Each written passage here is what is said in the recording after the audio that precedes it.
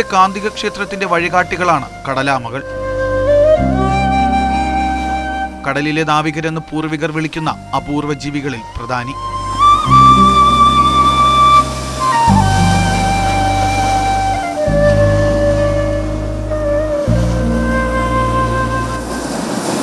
Olive റെല്ലി വിഭാഗത്തിൽപ്പെട്ട കടലാമകളിലൊന്ന് കഴിഞ്ഞ മാസമാണ് വലിയ വേളി തീരത്തെത്തി മുട്ടയിട്ടത്. തിരകയറി മുട്ട നശിക്കുമെന്നതിനാൽ പ്രദേശവാസികൾ മുട്ടകളെ സുരക്ഷിത സ്ഥലത്തേക്ക് മാറ്റി വിരിയിക്കുകയായിരുന്നു.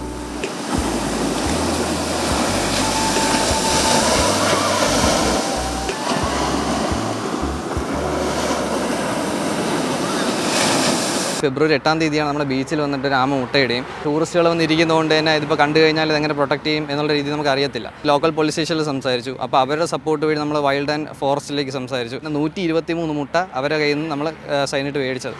എന്നിട്ട് നമ്മൾ 45 ദിവസത്തേക്ക് നമ്മൾ മറ്റൊരു സ്ഥലത്തേക്ക് മാറ്റി സ്ഥാപിക്കുകയായിരുന്നു ചെയ്യുന്നത്.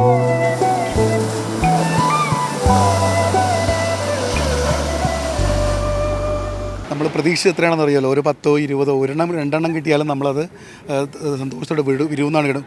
ഒരെണ്ണം പോലും ചീത്തയാകാതെയാണ് നമുക്ക് കിട്ടിയിരിക്കുന്നത്. ഒരുപാട് അജ്ഞതയുണ്ട്. കൈകൊണ്ട് തൊട്ടാൽ അത് വിരിയത്തില്ല, മാറ്റി സ്ഥാപിച്ചാലും ഉണ്ടാകില്ല. അവിടെ എല്ലാവരെയും തോൽപ്പിച്ചുകൊണ്ടാണ് നമ്മൾ ഇത്രയും മുട്ട വിരിപ്പിച്ച് വിട്ടിരിക്കുന്നത്. 45 ദിവസം ഈ മുട്ടകളെ സംരക്ഷിച്ചു. മണൽ തീരത്ത് സുരക്ഷിതമായി അന്തരീക്ഷ ഊഷ്മാവിനെ ക്രമീകരിച്ച ഇങ്ങനെ മുട്ടകൾ വിരിയിച്ചെടുക്കുന്നത് അപൂർവമാണ്. 123 മുട്ടകളാണ് വിരിഞ്ഞത്. 120 കടലാമ കുഞ്ഞുങ്ങൾ ഇന്നലെ തന്നെ കടലിലേക്ക് മടങ്ങി.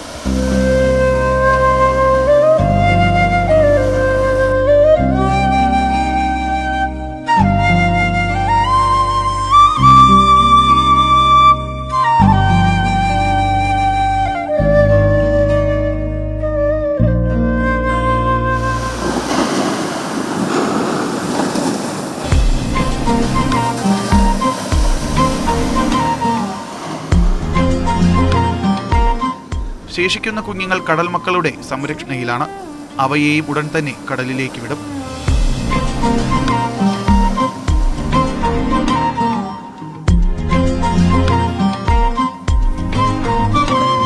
കള്ളനും കാറ്റും ചതിച്ചില്ലെങ്കിൽ നമുക്ക് വെള്ളാരം കല്ലിന്മേൽ കണ്ടുമുട്ടാം.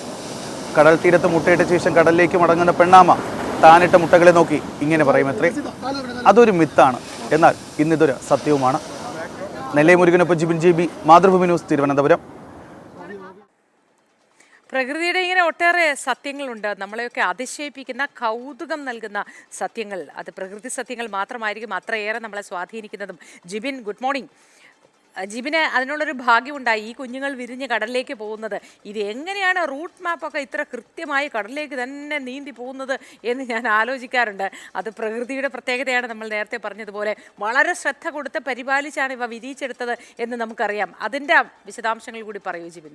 അമൂത്തി, കഴിഞ്ഞ വർഷം ഇതേ സമയത്ത് ഞാൻ ഇങ്ങനെ ഒരു വാർത്ത കൊടുത്തിരുന്നു. ശംഖുമുഖത്ത് ഈ കടലാമ കുഞ്ഞുങ്ങളെ മുട്ടകളെ സംരക്ഷിച്ച് അവിടുത്തെ മത്സ്യത്തൊഴിലാളികളുടെ കിട. പക്ഷേ അന്നത് വിജയിച്ചില്ല. കാരണം അന്ന് ഈ കാലാവസ്ഥയുടെ പ്രശ്നങ്ങൾ കൊണ്ടും കടലിലെ വെള്ളം കയറിയും ആ മുട്ടകളൊക്കെ നശിച്ചു പോകുന്ന സാഹചര്യം ഉണ്ടായിരുന്നു. അന്ന് ഈ മുട്ടകളെ സംരക്ഷിച്ചത് വൈൽഡ് ലൈഫ് ട്രസ്റ്റ് ഓഫ് ഇന്ത്യയുടെ കൺസർവേറ്റർ ആയിട്ടുള്ള അജിത് ശംഖുമുഖത്തിൻ്റെ നേതൃത്വത്തിലാണ്. അദ്ദേഹം തന്നെയാണ് ഈ കഴിഞ്ഞ ഫെബ്രുവരി 8-ാം തീയതിയാണ് രാത്രി വിളിക്കുന്നത്. അതായത് ഇങ്ങനെ വലിയ വേളി കടപ്പുറത്ത് ഒരു ആമ വന്ന് മുട്ടയിട്ടിട്ടുണ്ട്. അങ്ങനെ അവിടുത്തെ കുറച്ച് പ്രദേശവാസികളായിട്ടുള്ള യുവാവും ഈ പുള്ളിയും ചേർന്നുകൊണ്ട് ഈ മുട്ടകളെ മാറ്റി മറ്റൊരു സ്ഥലത്തേക്ക് സുരക്ഷിതമായി മാറ്റിയിട്ടുണ്ട്. അപ്പോഴും എനിക്കൊരു ആശങ്കയുണ്ടായിരുന്നു. കാരണം കഴിഞ്ഞ വർഷം ഇതേ സമയത്ത് ഇങ്ങനെ ഒരു കാര്യം നടന്നിട്ട് അത് പൂർണ്ണമായി വിജയിച്ചില്ല. അതുകൊണ്ട് തന്നെ അന്ന് നമ്മൾ ചെറിയൊരു തത്സമയ വാർത്ത അന്ന് ആ ദൃശ്യങ്ങളൊക്കെ വെച്ച് കൊടുത്തിരുന്നു. ഈ പ്രദേശവാസികൾ അതിനെ സംരക്ഷിക്കുന്നതിന് കൃത്യം 45 ദിവസമാണ് കഴിഞ്ഞ ദിവസം രാത്രി വീണ്ടും പുള്ളി വിളിക്കുന്നത്. ഇങ്ങനെ ആമക്കുഞ്ഞുങ്ങൾ വിരിഞ്ഞു തുടങ്ങിയിട്ടുണ്ട്. അപ്പോൾ നമുക്കൊരു കൗതുകമായിരുന്നു. അപ്പോൾ തന്നെ നമ്മൾ അങ്ങോട്ടേക്ക് പോവുകയായിരുന്നു. കാരണം ഈ 128 മുട്ടകളാണ് ഉണ്ടായിരുന്നത്, അത് എല്ലാം വിരിയുമോ എന്നൊക്കെയുള്ള ഒരു സംശയം ഉണ്ടായിരുന്നു. എന്തായാലും അവിടെ എത്തിയപ്പോൾ കണ്ട കാഴ്ച എന്ന് പറയുന്നത് ഈ ആമക്കുഞ്ഞുങ്ങളെ വിരിയുന്നത് കാണാൻ വേണ്ടി ഒരു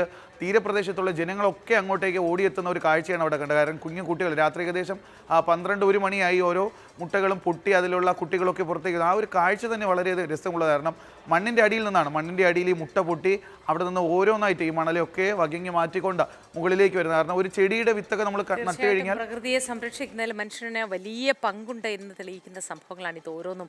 ജിബിൻ പറഞ്ഞതുപോലെ ജിബിൻ ആ ആശങ്കയുണ്ട് എങ്കിൽ അത് അടവച്ച് വിരിയിക്കാൻ കഷ്ടപ്പെട്ട മനുഷ്യരുടെ മനസ്സിലെ ആകാംക്ഷ അത് എത്രത്തോളമായിരിക്കുമെന്ന് നമുക്ക് ഊഹിക്കാം.